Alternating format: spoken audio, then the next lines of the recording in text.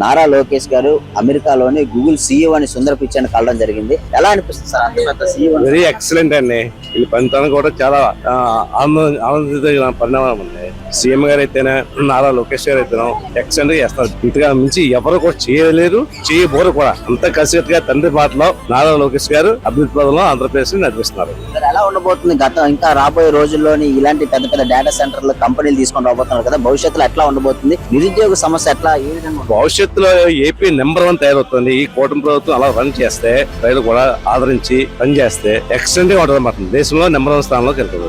గత ప్రభుత్వంతో పోలిస్తే మార్పు ఏ విధంగా? మార్పు 1000 టైమ్స్ మార్పుకున్నాం. పాత ప్రభుత్వం అందరూ కొలగొట్టాం కదండి, అన్ని పడగొట్టాం కదా, ఏం చేయలేదు కదండి, ఏం చేయలేదు. అంచేత ఆంధ్ర రాష్ట్రం ఒక 20 సంవత్సరాలు 10 సంవత్సరాలు వెనక్కి వెళ్ళిపోయింది. ఇప్పుడు వీళ్ళు వచ్చిన తర్వాత అన్ని కూడా గాలిలో పడ్డాయి, ఒక అభివృద్ధి పరంగా నడిపిస్తున్నారు. విశాఖ వాసి ఉండి మీరు ఎలా ఫీల్ అవుతున్నారు? చాలా సంతోషంగా ఫీల్ అవుతున్నాం. ఒక గొడవలు గానీ అల్లర్లు గానీ ఏమీ లేవండి. చాలా ఎక్సలెంట్ గా ఫీల్ అవుతున్నాం.